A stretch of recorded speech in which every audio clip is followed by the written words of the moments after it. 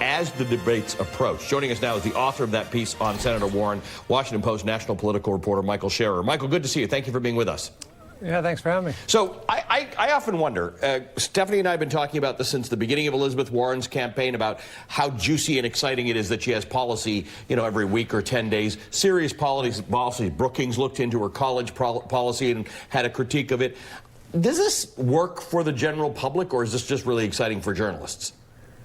I think it's exciting right now for a lot of primary voters. And the policy here, what's interesting about what Warren's doing is not policy that really has a good chance of passing should she win the presidency. Barring a huge wave election that sweeps Democrats into power in both chambers, with pretty significant majorities, most of this stuff won't happen. But what these policies are real symbols for the kind of campaign that Warren is running, which is a really ambitious one. It's about fighting with populist overtones, wealthy interests in this country.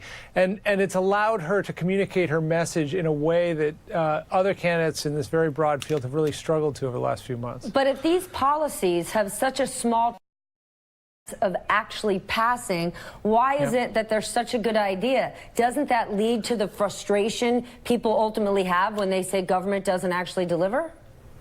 Well, there's that frustration, but I think the bigger frustration is that nothing has changed. So if you're going to vote for someone like Joe Biden, who's promising something far more incremental, sort of a return to the years of Barack Obama, or someone like Elizabeth Warren, who's promising what she calls big structural change, there's an appeal for that. And I think there's a real attempt here to appeal to the sort of anger, frustration, desire for change that President Trump was really able to tap into in the 2016 election.